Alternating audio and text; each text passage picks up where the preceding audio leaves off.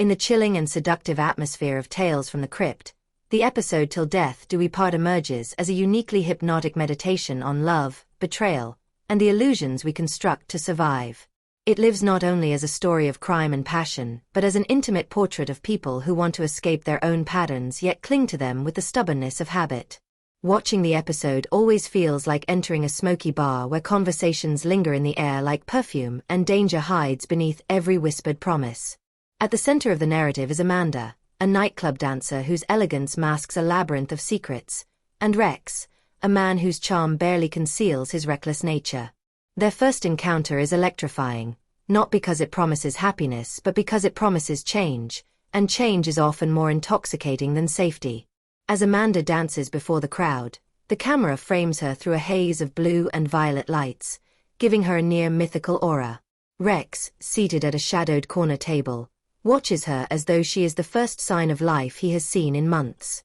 His gaze is hungry, not for possession, but for transformation.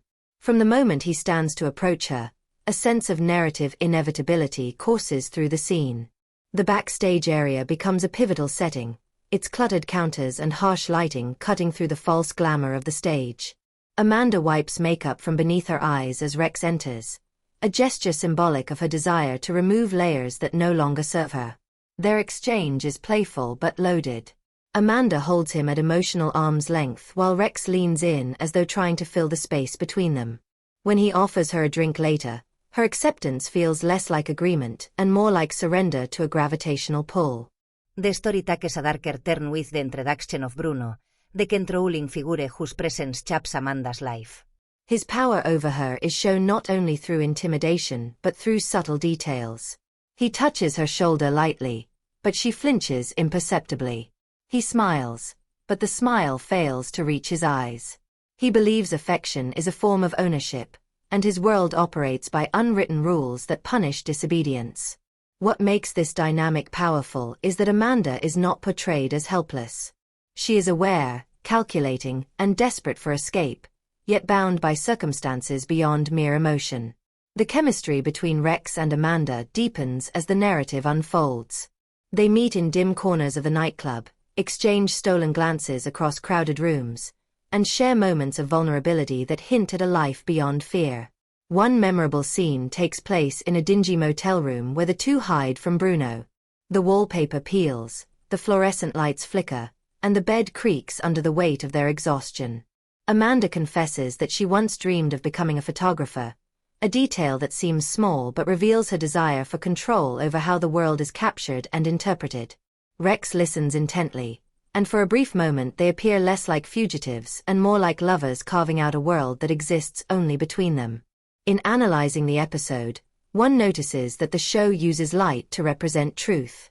When Rex lies to Amanda about his ability to protect her, the light flickers sharply, casting jagged shadows across his face. When Amanda admits her fear of Bruno, the light stabilizes, illuminating her more gently. These visual choices are subtle but emphasize the theme of clarity versus deception. Another element worth examining is the use of sound. The nightclub music is bold and layered, full of crescendos that mirror the rising tension in the story. Bruno's scenes often include a faint mechanical hum, suggesting that his power over Amanda operates like a machine. Rex's scenes are quieter, filled with the soft rustle of clothing and the distant hum of city streets, signaling his humanity despite his flaws. The narrative takes a decisive shift when Bruno confronts Amanda after discovering her relationship with Rex. The confrontation is shot with a claustrophobic intensity. The walls feel as though they are moving closer. Amanda remains composed, meeting Bruno's threats with a mixture of fear and calm determination. Rex bursts in moments later, trying to save her, but his bravado falls flat against Bruno's authority. This moment captures the difference between love that feels powerful and love that actually is. In a desperate attempt to escape, Rex and Amanda flee across the city, pursued by Bruno's men. The chase sequence is presented through a series of rapid cuts, neon reflections, and distorted camera angles that disorient the viewer. It feels less like a pursuit in the physical sense and more like a symbolic attempt to outrun their past selves. I always found this sequence reminiscent of real-life situations where people attempt to start anew without ever addressing the underlying issues that led them to escape in the first place. I once knew a couple who moved across the country to leave behind a cycle of arguments, debts, and distrust. For a while, they succeeded in creating a new routine, but the old wounds resurfaced because they traveled with them. That memory often returns to me while watching Rex and Amanda's frantic journey through the streets. The climax of the episode delivers a twist that underscores the overarching theme of Tales from the Crypt. Rex's attempt to outsmart Bruno collapses under the weight of his own misconceptions.